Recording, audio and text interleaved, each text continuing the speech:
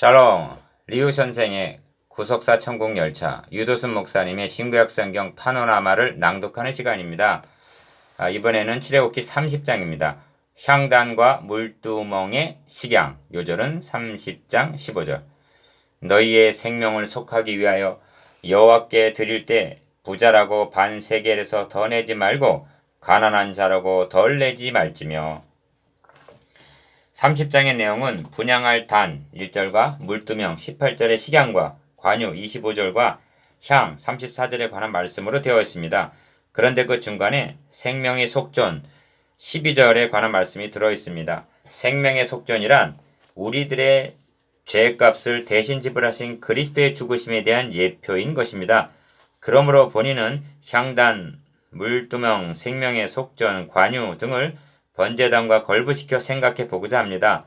왜 그렇게 하고 있는가는 내용을 보시면 이해가 될 것입니다. 이를 네 단원으로 나누어 상고하겠습니다. 첫째 단원 1절에서 10절 번제단과 결부된 향단. 둘째 단원 11절에서 16절 번제단과 결부된 속전. 셋째 단원 17절에서 21절 번제단과 결부된 물두멍.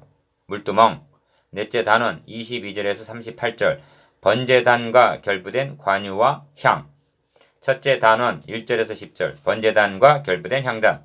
너는 분향할 단을 만들지니 곧 조각목으로 만들되 장이 1규빗 광이 1규빗으로 네모 반듯하게 하고 고는 2규빗으로 하며 그 뿔을 그것과 연하게 하고. 1절에서 2절 분향할 단을 만들라 하십니다. 이를 정금으로 싸고 금태를 두르고 금고리를 만들고 하신 대로 모두가 금으로 만들라 하십니다. 놋으로 만든 번제단을 놋단이라 하듯 금으로 만든 향단을 금단이라고 부르기도 합니다. 이 향단의 위치는 그 단을 증거궤 위 속죄소 맞은편 곧 증거궤 앞에 있는 장 밖에 두라고 말씀합니다. 향단에서 오르는 향연은 기도를 상징합니다. 계시록 8장 3절에서 4절. 문제는 누구의 기도인가가 중요합니다. 이 향단도 주님께서 우리를 위하여 간구하시는 중보 사역을 나타내고 있습니다.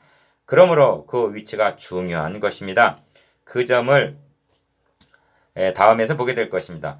놋단이 우리의 죄를 위하여 대속의 죽음을 죽으신 십자가를 상징하는 것이라면 금단은 죽으실 뿐 아니라 다시 살아나신 이는 예수 그리스도시니 그는 하나님 우편에 계신 자요 우리를 위하여 간구하시는 자시니라. 로마서 8장 34절을 상징하고 있기 때문입니다. 아론이 아침마다 그 위에 향기로운 향을 사르되 합니다. 7절 망각하지를 마십시오. 이 향단에 조석으로 향을 사르고 있는 대제사장 아론의 어깨와 가슴에는 12지파의 이름이 새겨져 있음을 번제단에서 죽임을 당하신 주님은 항상 살아서 하나님 앞에서 형제를 위하여 간구하고 계시는 것입니다. 번제단에서 구속하신 형제를 잃지 않으시기 위해서인 것입니다. 제사장은 이 두 단, 즉 번제단과 향단 사이에서 섬겼던 것입니다. 여기에 하나의 난제가 있습니다. 구약성경에서는 향단의 위치를 장밖에 두라고 명하셨는데 6절 신약성경에서는 금향로가 휘장 뒤 쥐송소 히브리서 9장 3절 4절 그러니까 장 안에 있는 것으로 말씀하고 있기 때문입니다. 휘장 밖이냐 휘장 아니냐 질문을 드려보겠습니다.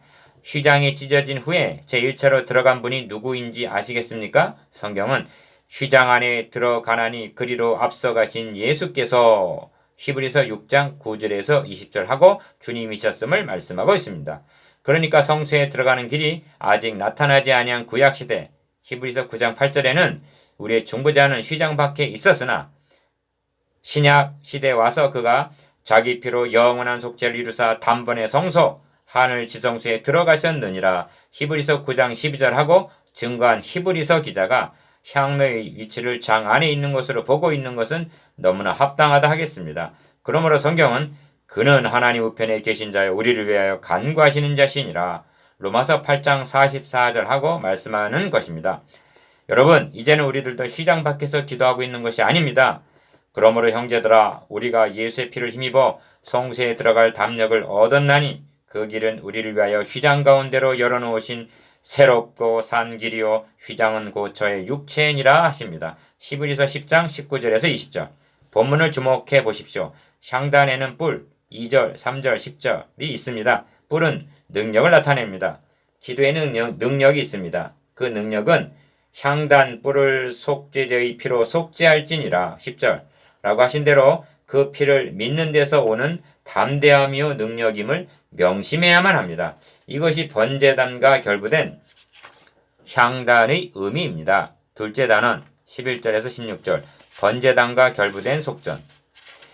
네가 이스라엘 자손의 수요를 따라 조사할 때 조사받은 각 사람 그 생명의 속전을 여호와께 드릴지니 이는 계수할 때 그들 중에 온역이 없게 하려 함이라. 12절 계수함을 받은 자는 생명의 속전을 드리라고 명하십니다.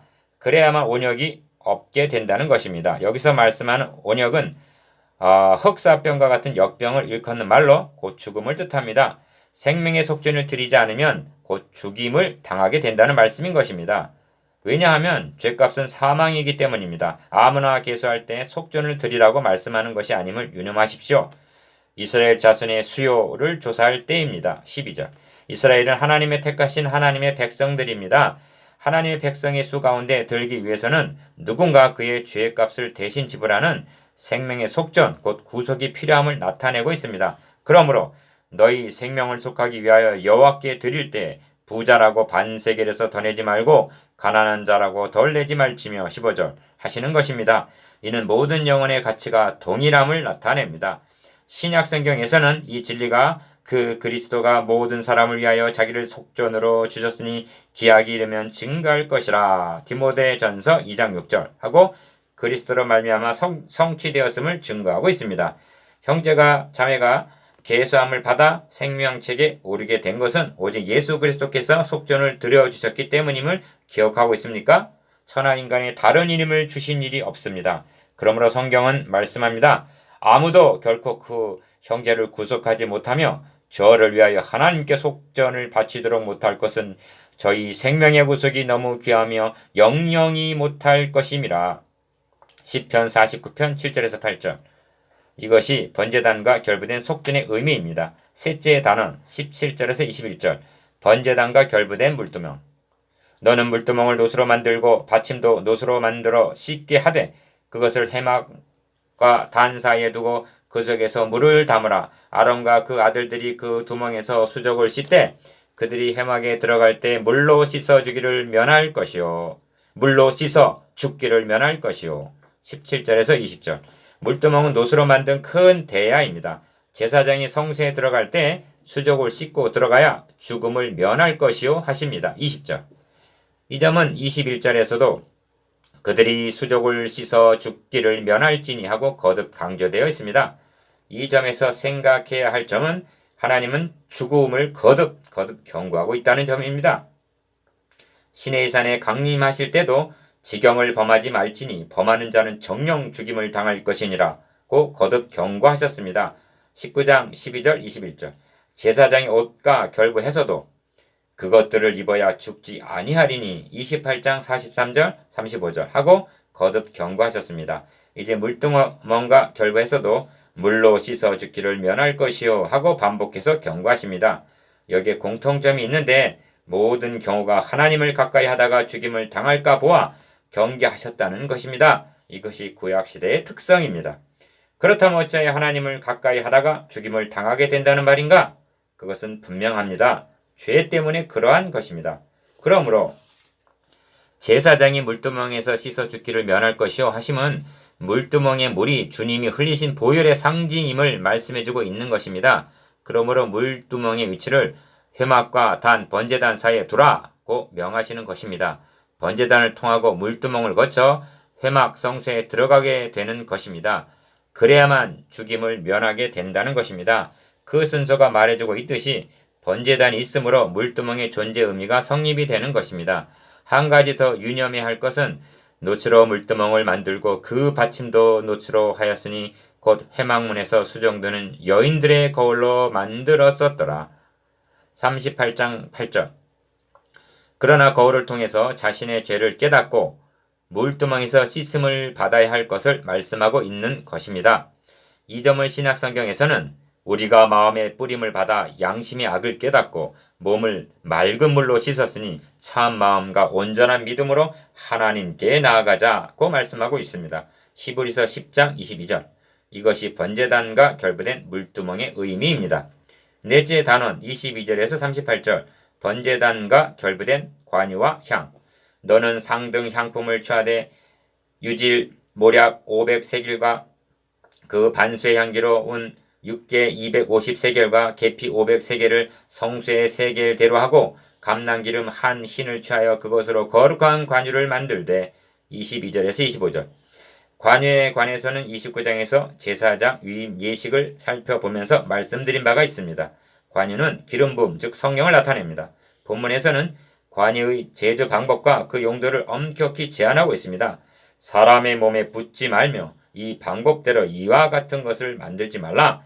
이는 거룩하니 너희는 거룩히 여기라 하십니다. 32절 이를 신학적으로 말한다면 누구든지 말로 인자를 거역하면 사하심을 받으려니와 성령을 모독하는 자는 사하심을 받지 못하리라가 될 것입니다. 누가복음 12장 10절 그런데 관유를 대제사장의 머리에만 붓는 것이 아니라 너는 그것 관유 스로 회막과 증거계에 바르고 상과 그 모든 기구며 등대와 그 기구며 분향단과 및 번제단과 그 모든 기구와 물두멍과 그 받침에 발라 그것들을 지성물로 구별하라고 말씀하심을 보게 됩니다. 26절에서 29절 이는 하나님의 섬김에 있어서 신령과 진정으로 섬겨야 함을 나타냅니다. 이를 알았기에 사도 바울은 하나님의 성령 관유로 봉사하며 그리스도 예수로 자랑 번제단 하고 육체를 신뢰하지 아니한 우리가 곧 할례당이라고 선언했던 것입니다. 빌립보서 3장 3절 이에 대한 좋은 예가 있습니다. 육체의 일은 현저하니 갈라디아서 5장 19절 하고 육체의 일들을 열간 다음에 오직 성령의 열매는 갈라디아서 5장 20절 하고 성령으로 봉사할 때 맺어지게 되는 열매를 열거합니다. 차이를 아시겠습니까? 사람이 하는 일을 가리켜 육체의 일이라고 말하고 있습니다. 반면 성령으로 봉사할 때는 성령의 열매라고 말씀하고 있습니다. 일과 열매를 분별하기를 바랍니다.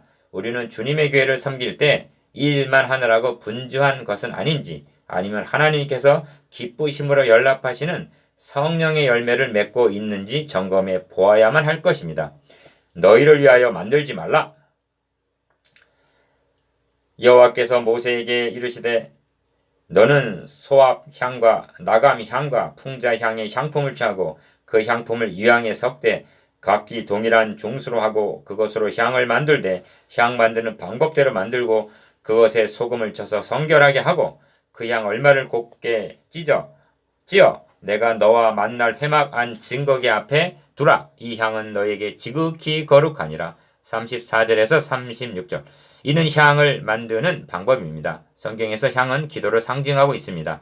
나의 기도가 주의 앞에 분향함과 같이 되며 나의 손드는 것이 저녁 제사같이 되게 하소서 합니다. 시편 141편이죠. 신약 성경에서도 향이 가득한 금 대접을 가졌으니 이 향은 성도의 기도들이라. 계시록 5장 8절 또 다른 천사가 와서 제단 곁에 서서 그 향로를 가지고 많은 향을 받았으니 이는 모든 성도의 기도들과 합하여 보좌 앞 금단에 드리고자 함이라.